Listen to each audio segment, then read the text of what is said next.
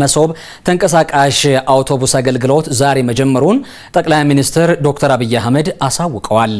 በማህበራዊ ትስስር ገጻቸው እንዳሰፈሩት አስፈላጊ የሆኑ የመንግስት አገልግሎቶችን በቀጥታ ወደ ማህበረሰቡ ለማድረስ የተወሰደ ትልቅ እርምጃ ብለውታል። ለአገልግሎት የተደራጀው አውቶቡስ ሙሉ ቁሳቁስ የተሟላለትና ራሱን የቻለ የአገልግሎት ማዕከል ሆኖ የተዘጋጀ ሲሆን ቀልጣፋና አስተማማኝ አሰራርን ለማረጋገጥ ዘመናዊ ቴክኖሎጂዎችንና ስርዓቶችን አቀናጅቶ የያዘ ነው። አውቶቡሱ የአገልግሎት ፍሰቱን የሚያደራጅ የሰልፍ ማስተናገጃ ስርዓት ያለው የተለያዩ የክፍያ አማራጮችንም አካቷል። ለአገልግሎቱ የሚያስፈልገውን ኃይል በከፊል ከ8 ኪሎዋት የፀሐይ ብርሃን የሚያገኝ ሲሆን አስተማማኝ ኢንተርኔትም ተገጥሞለታል ብለዋል በመልእክታቸው። በተጨማሪም የአገልግሎት አሰጣጡን ደህንነትና ግልጽነትን ለመከታተል ካሜራዎች ተገጥመውለታል።